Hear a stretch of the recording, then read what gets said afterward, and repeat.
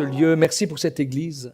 Merci pour le temps que tu nous as permis de passer, Seigneur, dans ta présence et ensemble avec les frères et sœurs. Je me réjouis de cela et je veux vraiment être reconnaissant. Je te demande, merveilleux Saint-Esprit, ce matin, de prendre le contrôle de ma bouche et de donner les paroles qui sont justes, ôte ce que je ne dois pas donner, rajoute ce que j'oublie, afin que réellement la parole soit efficace, parce que nous savons qu'elle ne retourne pas à toi sans avoir fait l'effet que toi tu veux. Nous te bénissons, Seigneur, dans le nom de Jésus. Amen et amen. Le titre de mon message ce matin, c'est l'obéissance, pas les sacrifices, en écoutant afin de pouvoir faire l'œuvre de Dieu. Amen. C'est quelque chose d'important. Vous savez, nous devons grandir. Chacun d'entre nous, nous devons grandir dans notre relation avec le Seigneur. Chacun d'entre nous. On ne peut pas rester des petits enfants. On ne peut pas rester des petits enfants. On peut être un petit enfant quand on se fait baptiser. On a baptisé dernièrement une personne de 79 ans. Moi, je bénis Dieu pour cela. Ça, c'est le miracle de Dieu. Le miracle de Dieu. Mais à 79 ans, il est un petit enfant. Amen. Mais par contre, on ne peut pas rester dans notre vie spirituelle un petit enfant. Nous devons grandir. C'est la logique que de grandir. Amen. Et nous devons apprendre à grandir pour obéir, pour faire l'œuvre de Dieu, parce que chacune ici est appelé par le Seigneur à faire des choses pour lui. Amen. Et ce qui est important, c'est quand je me mets devant le Seigneur, c'est d'écouter sa voix. Et Dieu me parle de différentes façons, par l'Esprit de Dieu, dans mon cœur, de façon audible, avec la parole de Dieu. Mais l'essentiel, c'est d'entendre afin de pouvoir être efficace dans l'œuvre de Dieu. Et Christ sera glorifié dans nos vies si nous apprenons vraiment à obéir dans nos vies. Amen. À la parole, qu'elle soit écrite, la parole que nous recevons dans notre cœur ou audible, c'est important. Vous savez, il y avait des églises pires que la vôtre. Hein? Je plaisante. Hein? Mais dans la parole de Dieu, il y avait l'église de Corinthe, qui était une église, mais où il y avait tout. Oui ou non? Il y avait la puissance de Dieu, il y avait les miracles, il y avait l'adultère, il y avait l'inceste, il y avait tout. C'est l'église de Corinthe aujourd'hui, elle est encore actuelle dans le monde entier, parce que l'église, c'est pas une dénomination, c'est toi et moi. Et vous savez ce que l'apôtre Paul, il va finir la première lettre dans 1 Corinthiens 13 au verset 13. Il va dire que l'amour de Dieu, que la grâce du Seigneur Jésus-Christ et la communion du Saint-Esprit soient avec vous tous. Il parlait même aux personnes qui avaient des difficultés de sanctification. C'était son désir, c'est que chacun puisse vivre cette communion avec le Saint-Esprit. Et ça, c'est quelque chose d'important. On ne peut pas faire l'œuvre de Dieu, que ce soit au niveau pastoral. C'est pas que pour les pasteurs, c'est pas vrai. C'est pour chaque enfant de Dieu. L'Esprit de Dieu vit en toi. Amen. Et c'est important de connaître le Saint-Esprit. Et quand je prie, je ne viens pas simplement faire une liste de courses que je donne, bien sûr, même si c'est juste que de prier et que de demander des choses. C'est évident. Mais ce que l'apôtre Paul dit, il demande que la communion du Saint-Esprit soit avec chacun dans l'Église. Amen. Et c'est des choses que nous devons apprendre dans notre vie. Pourquoi? C'est pas simplement pour dire j'ai une communion avec le Saint-Esprit. Avoir une communion avec le Saint-Esprit sans l'obéissance, c'est vain. Ça ne sert de rien. Un jour, je disais, Seigneur, parle-moi. Et le Seigneur m'a répondu clairement, tu veux que je te parle, mais tu n'écoutes pas. Et ça, c'était une réponse qui était cash. Et c'était la vérité. Dieu me parlait, j'entendais Dieu me parler. Mais j'étais là et puis je raisonnais et je voulais expliquer au Seigneur que c'est pas sûr qu'il ait raison. Il y a un problème. Quand Dieu parle, il a raison, il sait ce qu'il dit. Et nous devons grandir dans l'obéissance pour faire l'œuvre de Dieu, que ce soit pour l'Église de Christ, au niveau des serviteurs, mais au niveau de l'Église de chacun d'entre vous, parce que vous faites partie de l'Église. Le service, ce n'est pas un one-man show. En aucun cas. Chacun a sa place, la place que Dieu a choisie et la place dans laquelle Dieu t'a choisi. Il faut réellement avoir la communion, rechercher la communion du Saint-Esprit. Tu peux dire peut-être, ouais, mais pour le ménage, j'ai pas besoin de ça. C'est faux. C'est pas vrai. Parce que même pour faire le ménage, c'est des personnes qui doivent être en relation avec le Seigneur. C'est quelque chose d'important. Il n'y a pas de petit service dans l'œuvre de Dieu. Amen. C'est quelque chose d'important. L'obéissance doit être à la parole et ne peut jamais, écoutez-moi bien, jamais être altéré par les circonstances. Jamais. Il y a des gens qui obéissent en fonction des circonstances. Et ça, ce n'est plus de l'obéissance. L'obéissance, elle doit être immédiate. C'est quelque chose vraiment d'important. Et vous savez, même dans l'Ancien Testament, il y avait les rois, les sacrificateurs qui avaient l'Esprit de Dieu. Et Dieu parlait, et parfois il envoyait des prophètes pour parler. On connaît tous l'histoire de Saül. Tout le monde connaît l'histoire de Saül quand Samuel avait été envoyé pour oindre Saül comme roi. Saül était un homme qui avait été transformé par le Seigneur. La Bible dit quand il a reçu, quand l'onction est venue, il avait eu un cœur nouveau. Il a commencé à prophétiser. Pourquoi? Parce que le Saint-Esprit était là. Et vous savez, Paul, il dit, vous pouvez tous prophétiser. Mais en fait, c'est pas, il faut comprendre une chose, c'est parce que quand l'Esprit de Dieu est là, tu es capable de recevoir de la part du Seigneur, au-delà du don. Tu es capable de recevoir de la part du Saint-Esprit parce qu'il vit en toi. Tu es capable d'entendre ce que Dieu veut dire à certaines personnes, ce que Dieu veut te dire. Et là, tu vois, ce qui s'est passé avec Saül, c'est quelque chose de terrible. Un homme qui a été oint, un homme qui a été, qu'on le veuille ou pas, choisi par Dieu. A été choisi par Dieu. Mais il y avait là des choses qui étaient établies, la parole était claire. Il ne devait en aucun cas faire les sacrifices. C'était pas son job. C'était pas à lui. Et il connaissait la parole, de Dieu. Mais moi, je crois sincèrement, ça c'est mon avis, c'est pas marqué. Mais moi, je crois que cet homme-là s'est éloigné. Bien sûr, on connaît tous, il y a l'orgueil. Mais moi, je crois qu'on s'éloigne quand on commence à se refroidir dans la relation avec Dieu.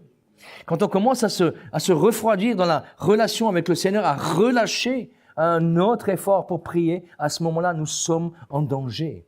Amen.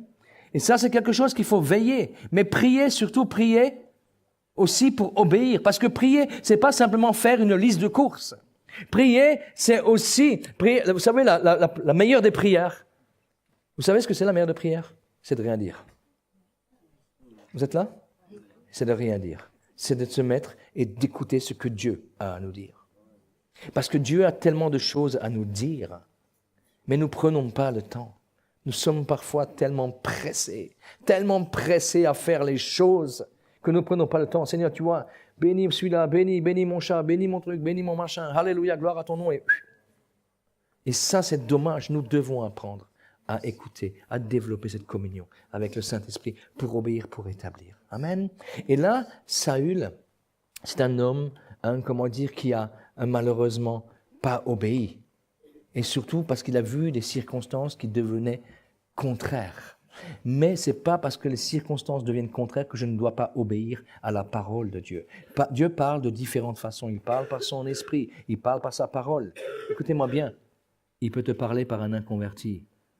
Est-ce que tu crois ça? Quand parfois tu n'es pas capable d'entendre, il utilise parfois des inconvertis pour te parler. Il y a bien un prophèet qui a été repris par un bourricot. Hein? Et même lui, il n'avait rien compris. Le jour où tu vois un âne qui parle, moi je me prends de la température. Hein? Je ne sais pas pour vous, enfin, en tout cas moi je le fais. Hein? Mais lui, même pas eu cette réflexe-là. Ouais, d'accord, le thermomètre n'existait pas, alors je comprends. D'accord? Mais, voilà. Mais en tout cas, il est dit, dans 1 Samuel 15, versets 13 à 15, Samuel se rendit auprès de Saül. Et Saül lui dit, « Sois béni de l'Éternel. J'ai observé la parole de l'Éternel. » Samuel dit, « Mais qu'est-ce donc que ce bêlement de brebis qui parvient à mes oreilles et ce mugissement de bœuf que j'entends ?» Saül répondit, « Ils les ont emmenés de chez les Amalicites parce que le peuple a épargné les meilleures brebis, les meilleurs bœufs, afin de les sacrifier à l'Éternel ton Dieu, et le reste, nous l'avons dévoué par interdit. » Et tu vois là, cet homme, parce que sincèrement je crois que bien sûr l'orgueil est venu, mais l'orgueil ne vient pas comme ça, parce qu'il a perdu sa relation avec le Seigneur. Il connaissait, la parole de Dieu. Peut-être tu dis, mais moi, j'entends pas encore la voix de l'Esprit. À la fin, nous allons prier. Amen. À la fin, nous allons prier parce que mon désir vraiment que les gens rentrent dans une relation nouvelle avec Dieu. Amen. Dans une relation nouvelle avec le Saint-Esprit. C'est pas réservé à José. Gloire à Dieu. Moi, je bénis Dieu pour le ministère là. Mais c'est réservé pour chaque enfant de Dieu. Mais lui, tu vois, il s'est éloigné et il a commencé, les motivations étaient plus justes. Et même quand dans ma relation avec le Seigneur, quand je commence à prier, je peux prier parfois pour des choses qui sont pas justes. Et quand je suis alors en communion avec l'Esprit de Dieu, alors l'Esprit de Dieu est capable de me reprendre, de me dire, c'est pas juste la façon dont tu pries. La façon dont tu pries, tu as un exemple avec Anne dans la parole de Dieu. Elle priait, elle voulait un fils, et ça se comprend qu'une femme désire enfanter. C'est normal, c'est quelque chose de tout à fait normal. Seulement, elle voulait un fils. Et il y avait là une stérilité. Il y avait une stérilité qui était là. Mais Dieu voulait pas un fils, il voulait un prophète. Il voulait un prophète. Et du moment même que tu pries, alors, parfois je peux prier, et je n'écoute pas le Saint-Esprit, je n'écoute pas ce qu'il veut me dire. Et alors, dans ma vie de prière, il y a une stérilité qui est là. Et je ne vois rien, je ne vois pas d'exaucement de prière. Alors que Dieu veut nous exaucer. C'est pas simplement un exaucement une fois tous les 35 ans. C'est pas ce que Dieu veut pour le peuple de Dieu. C'est pas ce que Dieu veut. Mais ce que Dieu veut, c'est qu'on puisse obéir. Pas des sacrifices. Lui, il a fait les sacrifices. C'est pas ce que Dieu lui demandait. Il lui demandait d'obéir. Amen. Il lui demandait d'obéir. Et c'est ça qui est vraiment important. Plus que ton cœur est disposé, non seulement à entendre, mais à obéir à ce que l'Esprit de Dieu te dit, plus qu'il va t'utiliser, plus qu'il va te faire grandir, plus que ta communion avec lui va grandir. Parce que c'est ce que le Père, il aime. Amen. Le Père est réjoui quand son enfant, non seulement, c'est pas seulement de l'entendre, hein, mais d'obéir. Combien de fois je dis à mon fils, fais ci, il entend. Est-ce qu'il obéit pour autant? Ouais, c'est une autre question. Hein? Mais parfois, nous sommes comme ça. Chacun d'entre nous. Je ne suis pas en train de tirer sur quelqu'un. Hein? Je me place, quand je me prêche à moi-même. Et je commence d'abord à me prêcher, à moi, avant de prêcher aux autres. Vous êtes là? Et je vous le dis de sincérité de cœur. Je ne veux pas prêcher quelque chose que je ne vis pas. Que je ne vis pas ou que je ne cherche pas à vivre. Sinon, je me tais. Je préfère. Et vous savez, en plus, il va et il le reprend. Samuel reprend Saül. Et lui, il ne reconnaît même pas sa faute. Responsabilité du peuple. Il jette la responsabilité. Il dit, c'est le peuple. Mais attends. Mais c'était toi qui étais choisi par Dieu, ce n'était pas le peuple. C'est toi qui étais choisi par le peuple. Et je veux te dire une chose, mon frère, ma soeur. Tu es choisi par Dieu. Il y a des circonstances dans lesquelles où Dieu te veut te parler, dans lesquelles tu dois obéir. C'est pas le voisin qui est inconverti. C'est toi. C'est pas en fonction des circonstances. Parce que parfois, j'ai des entretiens et je pense que tu as les mêmes. Parce que c'est partout pareil. On t'explique pourquoi on désobéit. Non mais, alors tu laisses parler parce que tu écoutes la personne, parce que tu l'aimes. Parce que la Bible dit que celui qui répond, avant d'avoir écouté comme un acte de folie. Alors, voilà, pour pas faire un acte de folie, tu l'écoutes. Mais après, il faut quand même que tu lui expliques la vérité. Et c'est pas toujours reçu. Et donc, c'est quelque chose vraiment d'important. Il faut comprendre ces choses. Lui, moi, je crois que là encore, Dieu, dans sa grâce, s'il avait reconnu, peut-être que Dieu aurait pu, je sais pas. Ça appartient au Seigneur. Mais dans Samuel 15, verset 24, alors Saül dit à Samuel, j'ai péché, car j'ai transgressé l'ordre de l'Éternel, mais je n'ai pas obéi à tes paroles, je craignais le peuple, j'ai obéi à sa voix. Mais Saül dirigeait le peuple et pas l'inverse. C'est Saül qui dirigeait le peuple et pas l'inverse. Et c'est exactement pareil, mon frère, ma sœur, en tant que pasteur, c'est toi qui diriges. Ok? Là où tu as été, tu diriges, c'est pas le peuple. Et c'est exactement pareil dans ta famille. Dans ta famille, c'est le Seigneur qui te conduit. C'est pas les enfants parce qu'ils font des caprices, parce que si, parce que ça. Non. Et ça, c'est une responsabilité qui est importante. Je dois obéir et entendre ce que le Saint-Esprit dit pour obéir, pas pour dire j'entends, mais pour obéir. Et Saül, il avait été loin pour diriger le peuple. Et les circonstances, parfois, à cause des circonstances, on fait passer vraiment les choses, parfois la famille, les amis, avant Dieu. Parce qu'on ne veut pas prendre des positions. Mais excuse-moi, parfois, il faut être catégorique. Amen. Et après, on se demande, mais je n'entends plus ta voix. Ou alors, il y a des séminaires, Et on s'approche, mais prie pour que j'entende. Ben oui, prier pour entendre, c'est bien beau. On va prier après. Mais tu vas entendre si je me repens. Parce qu'on revient toujours à la même chose. On ne peut pas bâtir l'œuvre de Dieu sans la repentance. On ne peut pas. C'est le fondement. Christ est le fondement. D'accord? Et il a prêché la repentance. Et vous savez, parfois, pour plaire à Dieu, je vais faire des grands efforts. Je vais faire des grands efforts. Mais des grands efforts n'indiquent pas l'obéissance. Je vais faire ce qu'on appelle de l'activisme. Et on a un exemple dans la parole de Dieu. Tout le monde connaît l'histoire de Caïn et Abel. Tout le monde la connaît. Et on va la lire ensemble dans Genèse 3, versets 17 à 19. Il dit à l'homme, « Puisque tu as écouté la voix de ta femme et que tu as mangé l'arbre au sujet duquel je t'avais donné cet ordre, tu n'en mangeras pas. Le sol sera maudit à cause de toi. C'est à force de peine que tu tireras la nourriture tous les jours de ta vie. Il te produira des épines et des ronces. Tu mangeras de l'herbe des champs. C'est la sueur, comment dire, de ton front, c'est la sueur de ton visage, que tu mangeras du pain jusqu'à ce que tu retournes à la terre d'où tu as été pris, car tu es poussière et tu retournes à la poussière. Ça, c'était en fait le Seigneur qui parlait, d'accord? C'était pas Caïn et Abel, mais il parlait réellement à Adam et Ève. Et il leur a dit réellement, ce qui devait se passer, d'accord? Qu'ils allaient donc, parce qu'ils avaient désobéi. Mais tu vois là, comment dire que Caïn et Abel étaient deux personnes différentes, complètement différentes.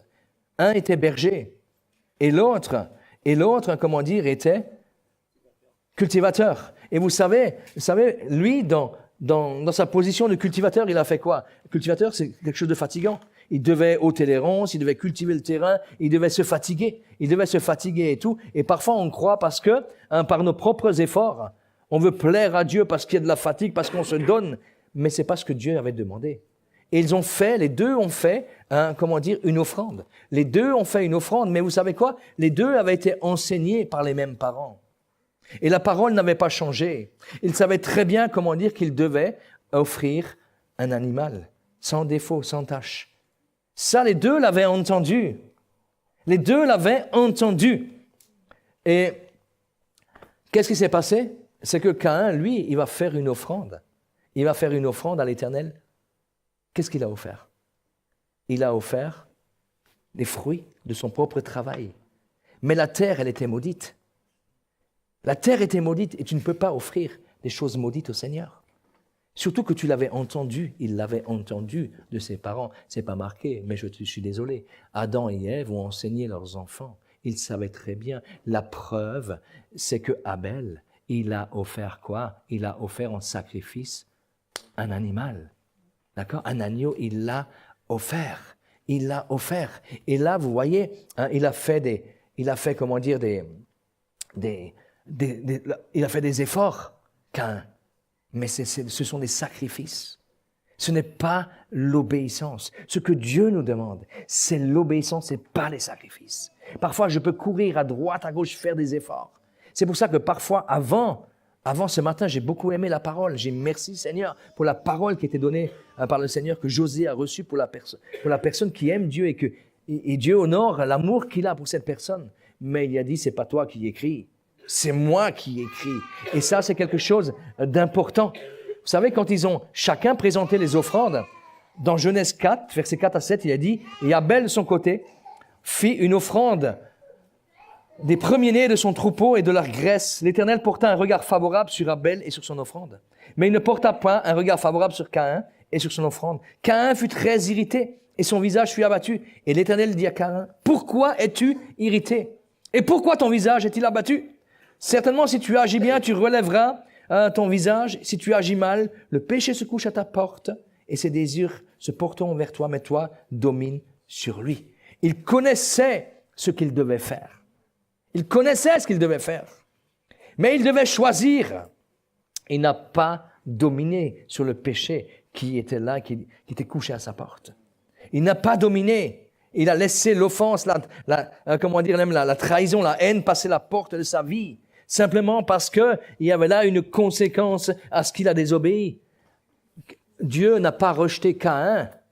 Il a rejeté son offrande. Mais le problème, c'est que lui, il a assimilé ces choses-là à sa propre vie. Et Dieu, parfois, veut nous reprendre. Il veut nous reprendre. Il veut que nous puissions obéir réellement, apprendre. Dieu châtie ses enfants parce qu'il les aime. Le jour où Dieu ne châtie plus, là, il y a un problème. Là, il y a un véritable problème. Je vous assure, être châtié par Dieu, je sais ce que ça veut dire.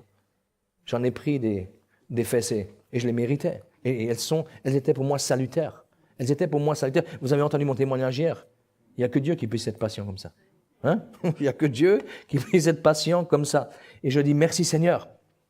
Ce qui est important, c'est d'apprendre à écouter le Seigneur, nous parler, car Dieu, écoutez-moi bien, Dieu n'agit pas toujours de la même façon. Dieu n'agit pas toujours de la même façon. C'est pour ça, moi les programmes, je vous assure, je ne vais pas rentrer dans les détails, José ici, les programmes d'église, non pas qu'il ne faut pas programmer des choses, mais alors c'est conduit par le Saint-Esprit. Si dans les programmes il n'y a plus le Saint-Esprit, ça ne sert à rien du tout. C'est l'intelligence humaine. C'est l'intelligence humaine et là c'est une catastrophe parce qu'il n'y a plus la vie. Il n'y a plus la vie. Il n'y a plus l'action de l'Esprit. Et c'est pour ça qu'il est important pour ta propre vie, les jeunes, avant de vous marier, priez, demandez au Saint-Esprit réellement si c'est la bonne personne. Demandez si c'est le bon moment. Demandez si je sais de quoi je parle. Je l'ai donné dans mon témoignage hier. Et ça, je vous assure, je suis le seul coupable. Je n'ai pas écouté. On m'avait dit à l'époque, ne te marie pas. Je n'ai pas écouté.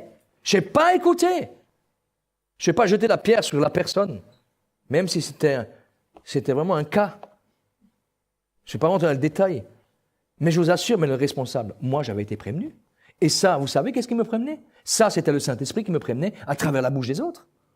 Et j'ai subi après, les conséquences de ma désobéissance. J'ai passé dans les pleurs, j'ai été brisé, j'ai été humilié, j'ai hurlé devant le Seigneur. Mais pourquoi? Parce que je n'ai pas obéi. Et pourtant, je servais Dieu. Mais Dieu ne veut pas les sacrifices. Dieu veut l'obéissance. Amen. À sa parole dans la relation. Et Dieu t'appelle à grandir ce matin. Dieu appelle l'Église à grandir ce matin. Amen. Quelque chose d'important. Vous savez, regardez, Dieu a utilisé Moïse pour toute sa puissance. Je ne sais pas si tu imagines un instant, cet homme-là, Moïse, cet homme, c'était quand même quelqu'un qui a été utilisé, je crois, comme personne n'a été utilisé. Je ne sais pas si tu es d'accord avec moi, mais tu as déjà vu, toi, il y a une rivière, là, un fleuve, la Marne, non, c'est ça? Je ne connais rien, moi, la géographie, je ne suis pas bon, je suis désolé, excusez-moi. Je ne sais pas, tu l'as déjà vu se couper en deux? Non. Hein? Mais je te souhaite, hein, mais bon, il faut qu'il y ait une raison pour qu'elle se coupe en deux. C'est pas pour dire, tiens, voilà, je mets le pied, puis... Non, on n'est pas pour ça. Il faut qu'il y ait une raison, il faut que Dieu parle. Mais Dieu a utilisé Moïse d'une façon mais vraiment merveilleuse, les 10 plaies d'Égypte. Cet homme qui était là, qui au départ, bégayait. Enfin, pas au départ, il bégayait. Il était quand même... C'est pour ça qu'il est important, et je ne veux pas m'éloigner, mais vous savez, son bégaiement, vous savez d'où ça venait, ce bégaiement? Je ne sais pas si tu imagines, quand on dit maintenant, on va tuer tous les enfants mâles. Je ne sais pas, une maman qui est enceinte, à l'époque, tu n'as pas d'échographie. D'accord? Donc, tu n'en sais rien. Alors, on me dit, oui, si le ventre... On m'a déjà expliqué, je n'ai rien compris. Le ventre, machin, pour une femme, on peut... Je dis, ok, je vous crois, ça, c'est une histoire pour les femmes. Je dis, moi, je ne sais pas, ce n'est pas mon domaine. Mais je ne sais pas si tu imagines un peu, la maman Jochebed. Elle se dit, mais si c'est un enfant mâle, on va me le tuer. Mais cette crainte qui était là, elle le communique à l'enfant. Et l'enfant, il est né. Il est né avec cette crainte-là, avec le bégaiement. Okay? Il est né avec le bégaiement. Moi, je suis convaincu que c'est ces choses-là qui ont provoqué le bégaiement. Et cet homme-là, Dieu va l'utiliser, Dieu va le toucher. Il va le toucher, cet homme, il aura une relation comme personne n'a eu. Il voyait une représentation de l'Éternel face à face. Personne n'a eu cette relation avec Dieu, comme Moïse, comment dire, l'a eu. Et vous savez, il a vraiment, se farcir le peuple d'Israël, c'était pas facile. Hein? C'était quelque chose de... La Bible dit que c'était un peuple courraide. Tu en diriges 2 millions. Tu comptes pas les femmes et les enfants. Mon courage, hein? Mais la Bible dit qu'il est devenu l'homme le plus patient de la terre et le plus doux de la terre. Et après des années de galère, il arrive à un endroit, un lieu qui s'appelle Kadesh, où le peuple manquait d'eau. Et c'était pas la première fois. Plus tôt, à Réphidim, Dieu avait déjà donné comme instruction de frapper le rocher. D'accord? Dans Exode 17, verset 6, il dit, « Voici, je me tiendrai devant toi sur le rocher d'Horeb. Tu frapperas le rocher et il en sortira de l'eau et le peuple en boira. Et Moïse fit ainsi aux yeux des anciens d'Israël. Il s'est passé, il avait soif. Dieu lui dit frappe. Il a frappé et l'eau a coulé. L'eau a coulé, d'accord? Dieu l'a exaucé. Mais Christ, c'est le rocher. Et vous savez, Christ est mort une fois pour nous. A été frappé une fois pour nous. Et cette fois, une deuxième fois, le peuple, le peuple, dans Nombre 20, verset 8, a soif. Et là, Dieu lui dit, prends la verge, convoque l'assemblée, toi et ton frère Aaron, vous parlerez en leur présence au rocher. Vous parlerez en leur présence au rocher. Et il donnera ses eaux, tu feras sortir pour eux de l'eau du rocher, et tu abreuveras l'assemblée de leur bétail. Et leur bétail. Et là, tu vois, Moïse était excédé. Cet homme avait une relation vraiment avec le Seigneur. Mais il était excédé parce que le peuple murmurait. Mais écoute, là-dedans, il y a quelque chose vraiment à comprendre. Et qu'est-ce qu'il a fait? À bout d'un moment, il était tellement excédé, il a frappé une deuxième fois le rocher. Il a frappé une deuxième fois le rocher. Et à ce moment-là, qu'est-ce qui s'est passé? L'eau a coulé. L'eau a coulé. Pourquoi? Parce que le peuple avait soif, le peuple avait besoin d'eau. Mais Dieu lui avait pas dit de frapper, parce que Christ ne peut pas être frappé deux fois. Christ est mort une fois à la croix. C'était l'image de Christ, le rocher. Et il l'a frappé, et à ce moment-là, l'eau a quand même coulé. Et vous savez quoi? La Bible dit, dans Nombre 20, verset 12, « Alors l'Éternel dit à Moïse et à Aaron, parce que vous n'avez pas cru en moi, pour me sanctifier aux yeux des enfants d'Israël, vous ne ferez point entrer cette assemblée dans le pays que je lui donne. Tu ne peux pas ignorer ce que Dieu te demande de faire aujourd'hui, sous prétexte de ce qu'il avait fait avant. C'est pas un Dieu, c'est pas une machine, c'est pas une religion. Dieu n'agira pas forcément toujours de la même façon. Mais lui, il a désobéi. Et on peut dire, si maintenant on n'a aucune maturité spirituelle, oui, mais t'as vu, l'eau a coulé. Mais t'as vu, il était quand même guéri. Mais Dieu n'a pas demandé comme ça. Dieu n'a pas demandé comme ça. Et c'est pour ça que c'est important que d'entendre la voix du Saint-Esprit et d'obéir. Beaucoup de gens diraient, mais regarde ce qui se passe. Tu as vu, l'eau a coulé, le peuple a reçu. Mais Dieu lui a dit, parce que tu as fait ça, tu ne m'as pas sanctifié devant tous. Tu n'entreras pas, toi et ton frère, vous n'entrerez pas dans le pays promis. Et parfois on est exaucé et on se dit, Dieu est avec moi. Mais Dieu voit parfois la souffrance des gens, voit les besoins des gens. Et dans son cœur de Père, il donne, il déverse sa grâce. Il déverse sa grâce. Alors que nous n'obéissons pas à la voix du Saint-Esprit. Moïse, à travers ça, a été repris par Dieu parce qu'il avait réellement une véritable relation avec le Seigneur. Et plus que tu es en relation avec Dieu, plus que Dieu sera sévère avec toi. Jésus a déclaré dans Matthieu 16, 24, « Si quelqu'un veut venir après moi, qu'il renonce à lui-même et qu'il se charge chaque jour de sa croix. » Si quelqu'un veut venir après moi, ça ne veut pas dire qu'il y aura un autre sauveur, il n'y en a qu'un seul. Mais c'est-à-dire, si tu veux faire l'œuvre de Dieu, si tu veux être réellement un petit Christ, un chrétien, alors il faut que tu te charges de ta croix, que tu renonces à toi-même. C'est-à-dire, ce n'est plus toi qui dirige, c'est l'Esprit de Dieu qui conduit. Amen. Et pour que l'Esprit de Dieu puisse conduire, il faut être capable de l'entendre. Amen. Mais pas seulement l'entendre, d'obéir. Parce qu'entendre, c'est une chose. Obéir, c'en est une autre. Certains pensent que porter la croix est une image de souffrance. Mais c'est pas simplement ça. C'est pas une image de souffrance. Ça symbolise une vie vraiment de sacrifice. C'est-à-dire, je vis plus pour moi, je vis pour lui, pour ce qu'il a à me dire. Amen. Et c'est là, chaque enfant de Dieu, chaque chrétien est appelé à cela, à rentrer dans cette vie d'obéissance. Cependant, dans ce verset, la croix n'est pas le résultat final. Elle te donne, écoutez-moi bien, la capacité d'obéir. La croix te donne la capacité d'obéir. Ça, c'est quelque chose d'important. Ça doit être révélé dans les cœurs. La croix te donne la capacité d'obéir. Parce qu'il est mort. Parce que tu décharges complètement ta situation à la croix. Alors tu es capable d'obéir. Amen. Et ça, c'est quelque chose d'important qu'il faut réellement recevoir. Tu peux vivre une vie de renoncement à toi-même et de sacrifice et pourtant pas le suivre. Et pourtant pas le suivre. Je prends l'exemple des prêtres. Bien sûr, ils ne sont pas du tout dans le Seigneur, mais ils croient être dans le Seigneur. Alors, ils n'ont pas de relation avec le Saint-Esprit, d'accord? Et en fait, on leur impose même des choses qui sont terribles. Ils renoncent à se marier. Mais excusez-moi, je vais faire un peu d'humour, je suis désolé, mais il n'y en a aucun qui s'appelle Pinocchio. Il n'y en a aucun qui est en bois. Non mais, ils prennent des jougs qui ne leur ont pas été donnés. Ils prennent des jougs qui ne leur ont pas été donnés. Et c'est pour ça qu'après, il se passe des choses horribles. Mais vraiment des choses horribles. Je peux renoncer sans obéir. Dieu des sacrifices, il n'en a rien à faire. Alléluia. Dieu veut, c'est qu'on obéisse. Et ça, je vous assure, c'est quelque chose vraiment d'important. Tu pourrais choisir le renoncement et le sacrifice et quand même être dans la rébellion.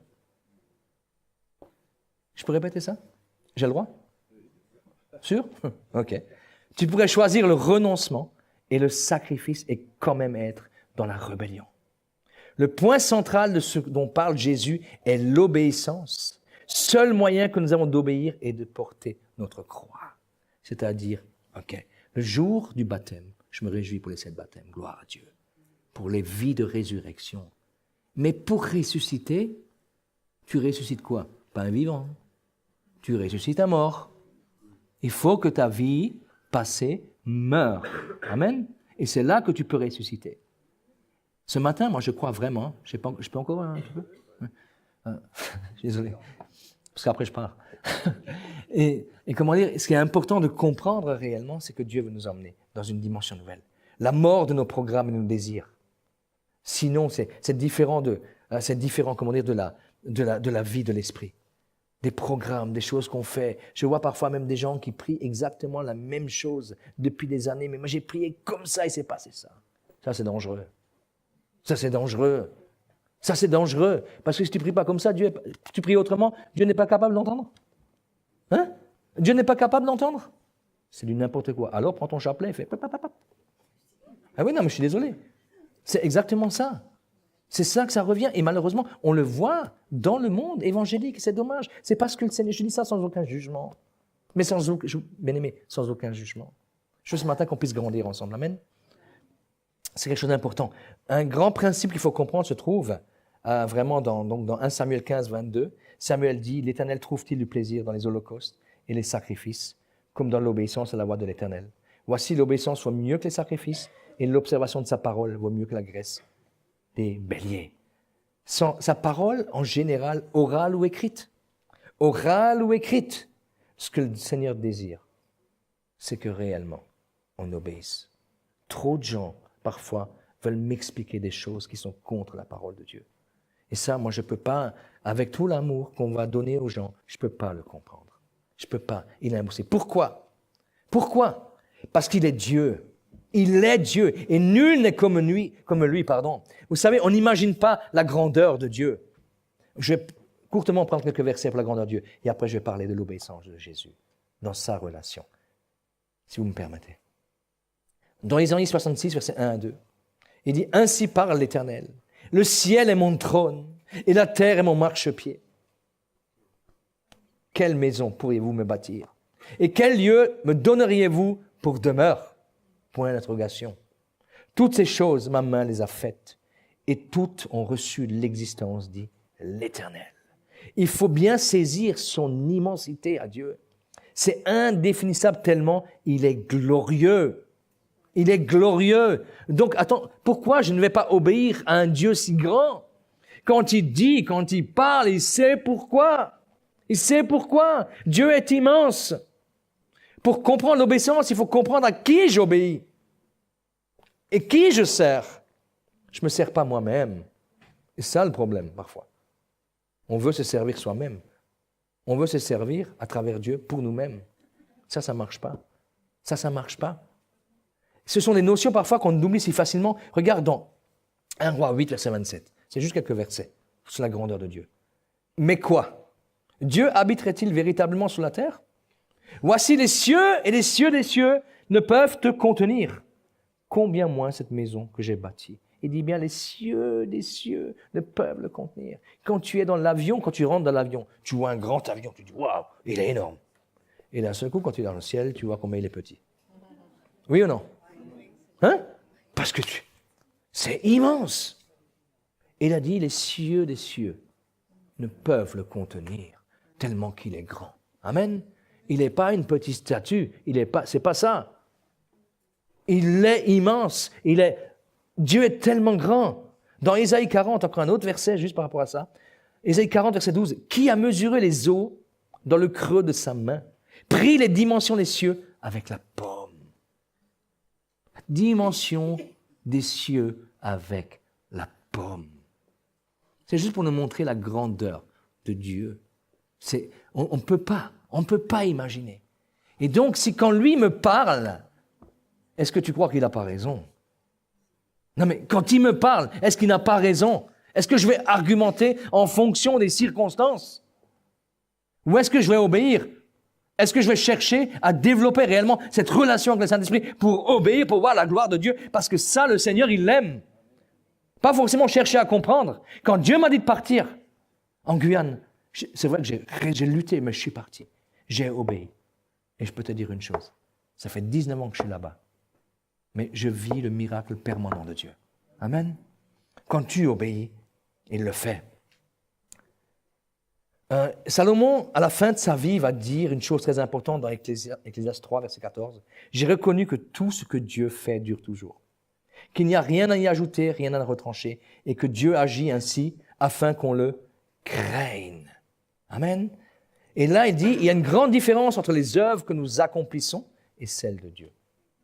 Quand Dieu fait quelque chose, il n'y a rien à y rajouter, rien à retrancher. C'est pour ça quand Dieu te parle, il fait ci ou ça, ne rajoute pas, ne retranche pas, fais, obéis et tu verras la gloire de Dieu. Amen. Ne prenons pas la parole en essayant de dire oui, mais. La parole, c'est pas oui, mais. C'est oui, amen. Alléluia. Oui et amen. Ce qui nous est important, c'est bâtir sur le rocher. Dans le psaume 127, verset 1, il dit, si l'Éternel bâtit la maison, celui qui bâtit en vain. Ça veut dire que tu peux travailler pour Dieu et travailler en vain. Je te promets, c'est ma crainte. C'est ma crainte. Mais je sais que je suis dans l'amour de Dieu, que Dieu m'aime. Mais je ne veux en aucun cas faire des choses pour dire, regarde ce qu'il a fait. Non, si je fais et que Dieu n'est pas avec, je bâtis en vain. Je bâtis en vain. Et je ne veux pas bâtir en vain dans ma vie. Je veux obéir. Mais pour cela, il faut que je développe ma relation avec le Saint-Esprit. Amen. C'est important. Quelque chose de très important. Il y a deux façons de désobéir. Écoutez-moi bien, deux façons de désobéir. Quand on fait ce que Dieu nous dit, de ne pas faire, d'accord? Je peux répéter ça?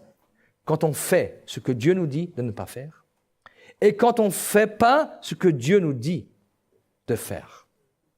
Les deux choses. Voilà comment je désobéis. Maintenant, je voudrais qu'on puisse voir un peu Jésus. Jésus, il est l'exemple. Amen. Il est l'exemple de celui qui a une relation profonde avec le Père. Quand il est dit dans Jean 5, 19, Jésus reprit la parole et dit, en vérité, je vous le dis, le Fils ne peut rien faire de lui-même. Il ne fait que ce qu'il doit faire au Père, et tout ce que le Père fait, le Fils aussi le fait pareillement. Jésus n'a jamais rien fait d'autre que ce que le Père lui a demandé de faire. Jamais. Il prenait du temps. Maintenant, j'entends souvent, oui, mais c'est Jésus. Jésus, excuse-moi, il est ton frère. Il est ton Seigneur, il est ton Dieu, mais il est aussi ton frère. Sur la terre, Jésus est pleinement homme. Sur la terre, Jésus est pleinement homme. Seulement, il prenait du temps dans la présence de Dieu. Est-ce que je prends du temps dans la présence de Dieu pour apprendre à écouter? Je ne parle pas là de faire ma liste de courses, parce que la Bible est claire. Cherchez d'abord, premièrement, le royaume de Dieu et sa justice. Et toutes choses, pas la moitié, toutes choses vous seront données en plus. Matthieu 6, 33. C'est quelque chose d'important qu'il faut comprendre. Mais il cherchait le matin tôt. Alors, bien sûr, il y a des personnes qui travaillent dans le séculier et qui ont des horaires un peu bizarres. Mais il y a une chose qui est sûre, c'est que je suis un disciple de Christ. Qui est baptisé ici? Levez la main. Vous tous qui êtes baptisés, vous êtes des disciples. Comment se peut dire ça? Parce qu'on baptise des disciples. On ne baptise pas quelqu'un qui n'est pas un disciple. C'est ce qui est dit dans la parole de Dieu. Donc un disciple se discipline.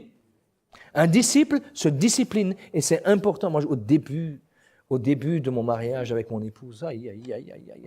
Moi, j'aime me lever tôt. Elle aime se coucher tard.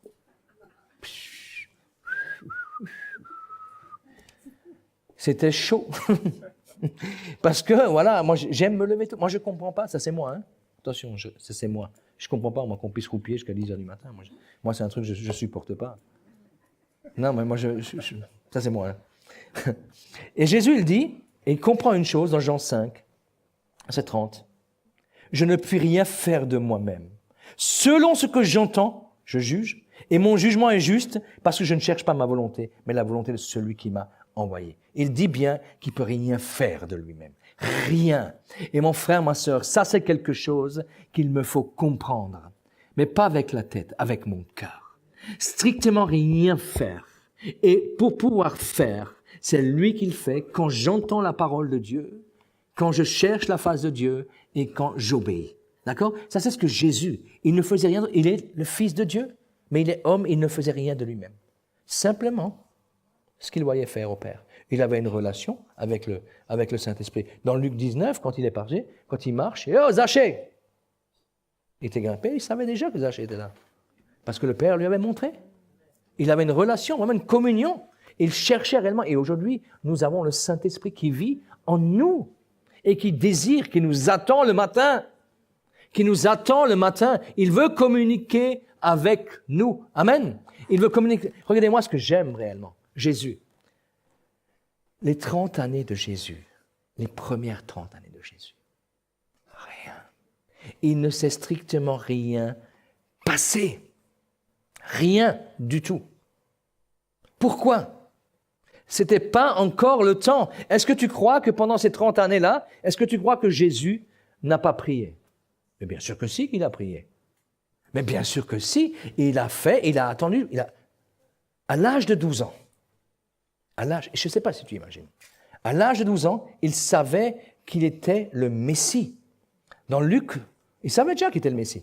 Dans Luc 2, versets 48 à 51, quand ses parents le virent, ils furent saisis d'étonnement et sa mère lui dit, « Mon enfant, pourquoi agis-tu de la sorte avec nous? Voici ton père et moi, nous te cherchons avec angoisse, ce qui est normal. » Il dit, « Pourquoi me cherchez-vous? Ne savez-vous pas qu'il faut que je m'occupe des affaires de mon père? » Mais ils ne comprirent pas ce qu'il disait. Puisqu'il descendit avec eux pour la Nazareth, il était soumis. Il était soumis. Je ne sais pas si tu réalises là, à 12 ans, il se tire. L'école missionnaire. Mais il fallait que il savait ce qu'il faisait. Moi, je ne sais pas, mais mets-toi déjà à la place de ses parents. Moi, vous savez ce qui m'est arrivé dernièrement? Je vais à l'aéroport. Je partais pour le mariage d'un frère. Et puis, mon gamin, il va aux toilettes. Et j'étais là avec Angélique devant les trucs. Et puis, j'attends. Et je vois pas d'Élie. Je dis, mais qu'est-ce qui se passe? Et puis, au bout d'un moment, je dis à Angélique, t'as vu Élie sortir? Elle me dit, non. Et je rentre, il y avait un gendarme. Je dis, vous avez pas vu un petit garçon? Il me dit, non. Je commence à avoir peur. J'appelle, Élie. Rien. J'ai carrément grimpé sur les toilettes pour voir. J'ai essayé d'ouvrir, c'était fermé. Alors, j'ai grimpé pour voir. Et puis, il n'y avait personne. J'ai commencé à avoir peur. Il s'était barré en douce sans que j'ai rien vu. Et puis il allait chez les autres personnes, tranquille. Mais moi, j'imagine un peu Marie. J'imagine un peu Marie. Il était là, il vient le chercher, angoissé. Et là, il leur dit, il faut que je m'occupe des affaires de mon père. Et après, vous savez ce qu'il a dit? Il leur était soumis. Il leur était soumis. Jésus va faire la vaisselle. Jésus allait faire la vaisselle. Jésus va chercher du bois. Il allait chercher du bois. Il était soumis. Il n'a rien fait avant que ce soit le temps. Rien du tout. Il est un exemple parfait pour nous. Rien fait du tout. Rien. Je ne sais pas si tu peux imaginer un peu. Il est rentré à la maison, il leur était soumis jusqu'à l'âge de 30 ans. Jusqu'à l'âge de 30 ans, il leur était soumis. Combien de gens, même parfois dans l'Église, ont parfois des appels et veulent devancer l'appel. Mais, pasteur, tu ne sais pas, tu n'as pas compris, Dieu m'a montré. Tu ne sais pas. Voilà. Mais le pasteur, après, il dit, mais attends, sois sage, j'en attends. Et il a raison. Non, mais Dieu m'a montré. Si j'arrive pas à me soumettre, ça ne sert à rien du tout.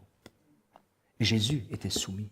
Il avait cette relation. Il n'a strictement rien fait. Le premier miracle, il l'a fait en Galilée. En Galilée, dans Jean 2, verset 11, quand il a transformé l'eau en vin.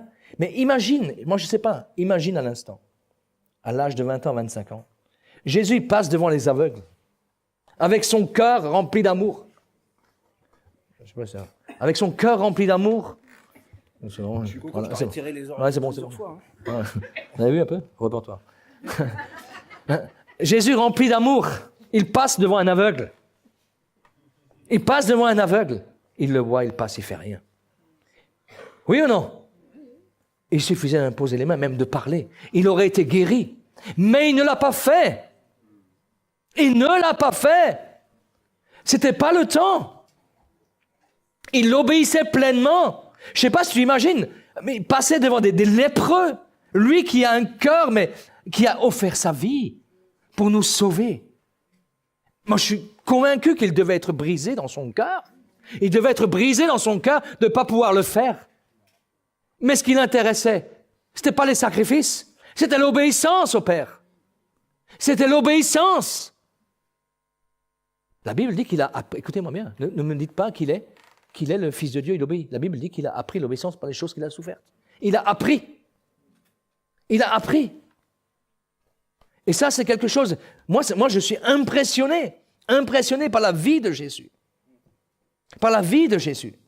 Les paralysés qui abondaient la ville de Nazareth, il devait en avoir. Il n'a strictement rien fait. Rien fait. Vous savez, quand on dit qu'il a appris les choses, par les choses qu'il a souffertes, on pense à quoi? À la croix. Mais moi, je crois que ce n'est pas seulement la croix. Tous les jours, quand il voyait, mais Jésus avait un cœur rempli d'amour, quand il voyait les gens qui souffraient, et qu'il ne devait pas encore les secourir. Mais là, il a appris l'obéissance. Il a appris l'obéissance par ces choses-là. Mais pourquoi? Dans sa relation avec le Père. Et Dieu veut réellement que nous puissions avoir cette communion avec le Saint-Esprit pour obéir, pour ne pas avoir une vie simplement de sacrifice, mais obéir afin de voir la gloire de Dieu et que vous puissiez casser ces murs ou je ne sais pas quoi, mais que ça s'agrandisse. Et c'est comme ça que ça s'agrandit. Parce que même si c'est une famille sacerdotale, ils ne peuvent pas faire ça tout seuls. L'Église, ce n'est pas un one-man show. C'est un travail ensemble. Et un jour, ensemble, bien-aimés, nous nous réjouirons de ce que Dieu a fait. Alléluia. Dieu est merveilleux. Vous savez, il aurait pu imposer les mains, les guérir, il était le Messie. Il ne l'a pas fait, il a fait des meubles. Non mais, il a fait des meubles. Oui ou non? Écoutez-moi, il fréquentait assidûment la synagogue et passait vraiment du temps dans la prière, car le ministère se prépare aussi dans la prière. Si vous êtes appelés, ceux qui sont appelés au ministère, vous êtes tous appelés à quelque chose. Mais ceux qui sont appelés au ministère, ça se prépare dans la prière. Pas en chantant sur les toits, Dieu m'appelle au ministère, Dieu m'appelle au ministère. Tu vas te prendre, ok, ça ne veut pas dire qu'il ne t'appelle pas, mais tu vas te prendre des fessées. Si tu ne crois pas, lis l'histoire de Joseph, le faiseur de songes. Ils lui ont donné, hein? Ça se prépare dans la prière. Et vous savez, il ne s'est pas lancé lui-même dans le ministère, mais il a attendu l'ordre du Père. Je ne sais pas si tu réalises un instant, mais c'est quelque chose, la soumission qu'il avait. Pour moi, c'est un exemple. Je ne sais pas pour vous. Après, il s'est fait baptiser afin d'accomplir ce qui était juste. Matthieu 3, 17. Et voici, une voix se fit entendre des cieux, ces paroles, celui-ci est mon fils bien-aimé, en qui j'ai mis toute mon affection. Ou toute ma joie, selon les versions. Pourquoi? Qu'est-ce que ça veut dire, toute mon affection, toute ma joie? Pourquoi le Père a dit qu'il a mis toute sa joie? Pourquoi? Quelqu'un peut me le dire? Parce qu'il obéissait. Tout simplement parce qu'il obéissait. Et le Père a de la joie quand toi et moi nous obéissons. Amen. Et ça, c'est quelque chose. Tu réjouis le cœur du Père. Tu réjouis le cœur du Père quand tu obéis. Et c'est quelque chose de merveilleux. Vous savez, avant, comme j'ai dit avant, il n'a rien fait d'autre que de fabriquer des meubles et prier. Et c'était pour ça que la véritable raison de la joie ou l'affection de Dieu, c'est son obéissance. Regarde un peu le ministère de Jésus. Quand tu vois que dans Jean 11, bon, je ne vais pas le lire, dans Jean 11, versets 1 à 6, quand tu vois pour l'histoire de Lazare, d'accord? Il a dit, cette maladie n'est pas la mort, mais elle est pour la gloire de Dieu, afin que le Fils de Dieu soit glorifié. Il aimait Marthe, mais il n'a rien fait. On lui a dit, il est resté encore 2 jours. Il est resté encore 2 jours. Il a même dit, retournez en Judée, c'est un endroit qu'il ne fallait pas passer. Mais pourquoi? Parce que le Père lui avait montré. Il n'a pas couru, oui, tout de suite, parce que sinon il va mourir. Non, il n'a pas couru, il a obéi. Il a obéi, et vous savez, moi je veux dire une chose. Pourquoi j'aime vraiment l'église de Mulhouse? Ce sont des gens, écoutez-moi bien, José, oui ou non? Des gens, ils feront rien sans l'approbation du Seigneur. Rien. Mais cette communion-là, tu peux l'avoir. Tu peux l'avoir. Vous savez, c'est quelque chose qu'il faut comprendre, et c'est ce que Dieu veut réellement. Et il y a une différence entre Jésus et Saül qu'on a lu. Lui, parce qu'il voyait les gens partir. Il faut que je déclenche tout. Je dois les rendre heureux. Il faut que je déclenche tout, je dois les rendre heureux. Ça, c'est pas un problème. Obéis au Père. Cherche ta communion avec le Saint-Esprit. C'est ça qui importe. C'est ça qui demeurera dans l'éternité. C'est quelque chose d'important. Vous savez, posons-nous la question, combien de fois je désobéis au Père pour rendre heureux les frères? Combien de fois je désobéis au Seigneur pour rendre heureux un frère ou une sœur? Ouais, mais t'es mon frère, je t'aime. Ok, tu as le droit d'aimer, puis il faut aimer. Mais ça ne veut pas dire qu'il faut désobéir au Père. Non. Et ça, c'est quand même quelque chose d'important. Il faut le comprendre. Jésus ne fait que ce que le Père lui dit. 2 jours après, il dit allons auprès de Lazare. Et il y est allé. Pourquoi tu n'es pas parti 2 jours plus tôt? Une raison seulement, parce que le Père lui avait dit. Comment est-ce que j'aurais agi dans la situation? Il est malade, let's go, on y va. Parfois, on agit comme ça. Et le problème, est-ce que tu crois que Dieu est avec toi à ce moment-là? Pas sûr, Ce qui est important, c'est d'avoir cette relation, cette écoute pour que Dieu puisse agir. La parole déclare dans Jean 12, verset 26, « Si quelqu'un me sert et qui me suive, et là où je suis, là sera mon serviteur. Si quelqu'un me sert, le Père l'honorera. » Et ce qui est important réellement, c'est vraiment d'obéir réellement au Seigneur, ce qu'il veut faire. Vous savez, parfois on est là, on impose les mains à tire-larigot. Non, mais on agit, on ne demande pas. Ce qui est important, même avant des entretiens, on sait ça. Cherche la face de Dieu. Cherche la face de Dieu. Un tel m'a invité. Même un tel m'a invité après. Prie d'abord. Prie d'abord. Ça, c'est quelque chose d'important. Regardez dans Jean 5. Cet homme infirme depuis 38 ans. Pourquoi Jésus a-t-il guéri cet homme-là et pas les autres? Pourquoi? Il y en avait plein. Il y en avait plein qui étaient là. Mais le Père lui a montré. Et c'est celui que tu vas guérir. Ça appartient à la souveraineté de Dieu, mais il a obéi. Il aurait très bien pu tous les guérir. L'homme boiteux de naissance que l'on portait chaque jour au temple, tu crois que Jésus n'est pas passé devant? Jésus passait devant. Il allait au temple, à la synagogue. Et le boiteux était là. Et il est resté boiteux. C'est un certain temps. Jésus ne l'a pas guéri. Parce que le Seigneur, le Père, ne lui a pas dit. Il est resté boiteux. Plus tard, dans Acte 3, dans Acte 3, je vais finir, on va prier ensemble, sous la direction du Saint-Esprit. OK? Pierre et Jean. Je ne vais pas le lire. Non, Pierre et Jean, qu'est-ce qu'ils ont fait? Ils l'ont guéri. C'était maintenant le temps de Dieu. C'était maintenant le temps de Dieu. Et parfois, tu as des gens, moi je vous assure, même je vois pour mon gamin, il dit, moi je hurle. Mais Dieu m'a dit, je ferai. Et puis ça se fera quand il aura décidé. Et vous savez, le ministère de Jésus n'a pas été exercé par des formules.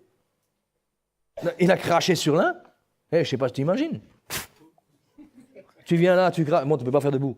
Chez moi, tu peux en faire. Parce que c'est la Guyane. Pas de souci. C'est la nature. Mais non, mais imagine un peu. Non, mais, tu vas cracher et tu mets sur les yeux. Si ce n'est pas le Seigneur qui te le dit, boum, la personne en face, mais il t'en met une. Mais excuse-moi, mais c'est normal. Mais c'est normal.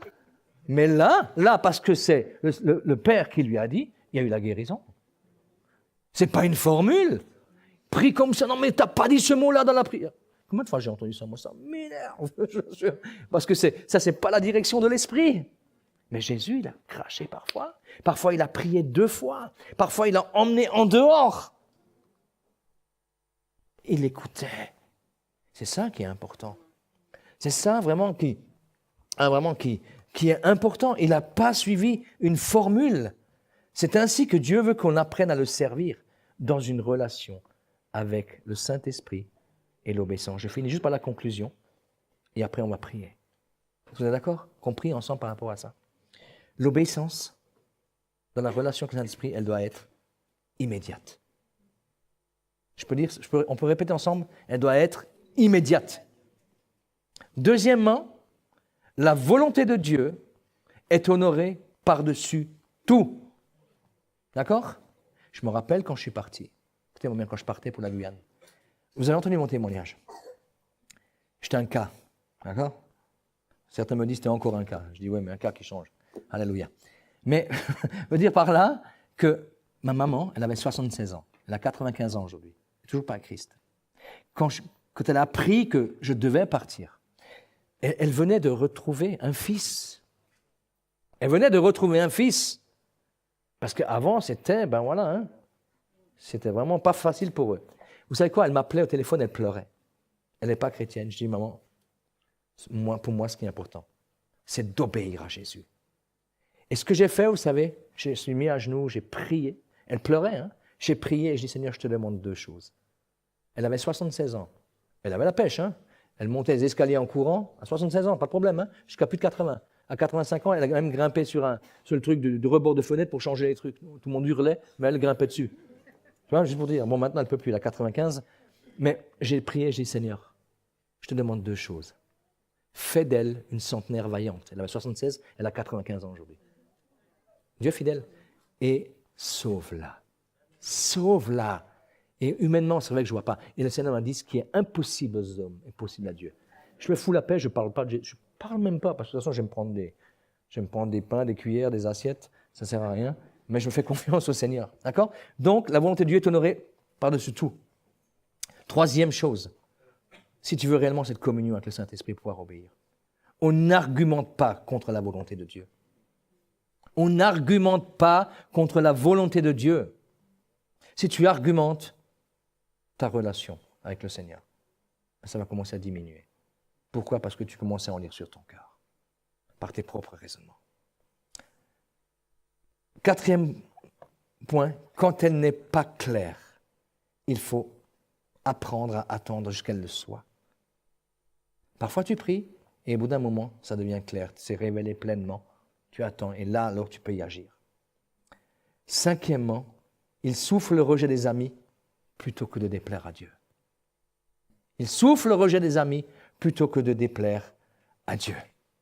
Amen. Est-ce que je veux développer cette relation avec le Saint-Esprit? Est-ce que je veux obéir? Est-ce que je veux grandir? Est-ce que tu veux grandir ce matin? Est-ce que tu veux grandir ce matin? Je voudrais qu'on courbe un instant, courbe un instant en tête. Et est-ce qu'il y a un pianiste qui peut venir? On ferme les yeux, s'il vous plaît. Les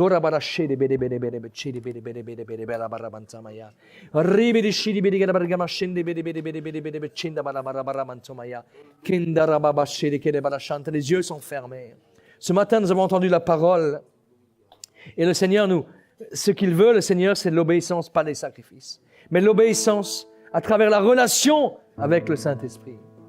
Et ce matin, je voudrais, pendant ce temps que les yeux sont fermés par respect, mais vraiment par respect, Darabaraba Santa, demander si tu n'as pas cette relation, cette communion avec le Saint-Esprit.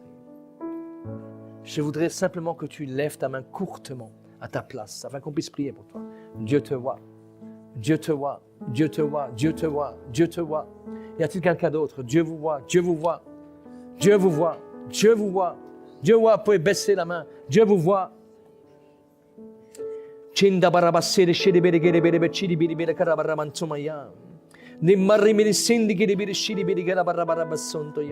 ce matin, je veux faire quelque chose. Je veux le faire, mais pas pour faire, mais parce que c'était dans mon cœur depuis le début du culte. Et depuis ce matin, quand je priais pour le message. Et je voudrais vraiment vous inviter, vous qui avez levé la main, à manifester cette humilité. Parce que l'humilité précède la gloire. Non pas qu'on a des formules magiques, mais on signe pour dire, Seigneur, je veux que ma vie change. Je veux me repentir de ma religion. Je veux rentrer dans une vie d'obéissance. Je veux rentrer dans cette communion avec toi, avec ton esprit. Et je voudrais t'inviter à sortir des rangs ce matin. Vous qui avez levé la main, ne regarde pas à droite à gauche. Tu es seul avec Dieu. Et je voudrais t'inviter à venir ici. Et je voudrais qu'on puisse prier avec toi. Qu'on puisse prier avec toi. Mais viens, ose sortir des rangs. Ose sortir des rangs ce matin. Ose venir vers le Seigneur. Et avant qu'on prie pour toi, je voudrais qu'un instant on puisse être conduit dans un moment de repentance. Parce que ce n'est pas une formule magique. Les formules, on n'en a rien à faire. Et Dieu n'en a rien à faire des formules.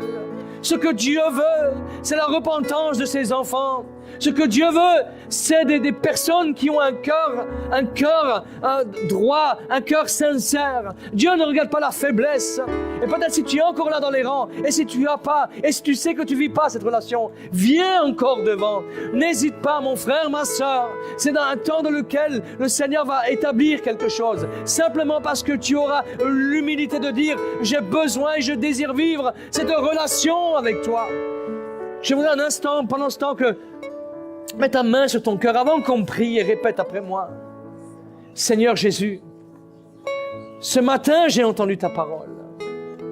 Et ce qui a été prêché, je ne le vis pas. Ce matin, je te demande pardon pour le manque de relation, pour le manque d'écoute à la voix de ton Esprit Saint. Ce matin, pardonne-moi. Je suis conscient que je ne peux pas le faire de moi-même, mais j'ai besoin d'un attouchement de toi, un attouchement de ta part. Et ce matin, touche ma vie, touche mon cœur. Je ne veux plus vivre la religion. Je ne veux pas vivre une religion. Je veux vivre avec toi, conduit par toi, dans l'obéissance de ton Esprit Saint. Merci, merveilleux Saint-Esprit, de m'emmener dans cette communion avec toi. Et donne-moi un cœur obéissant. Ce matin, je te demande pardon. Je te demande pardon ce matin. Toutes les fois où j'ai agi par les sacrifices, où j'ai agi même pour me montrer, où j'ai désiré être vu, et même là où j'ai parfois manifesté des choses en disant que Dieu m'a parlé, simplement pour me montrer spirituel. Je te demande pardon ce matin. Je te demande pardon ce matin. Transforme ma vie. Transforme cette relation.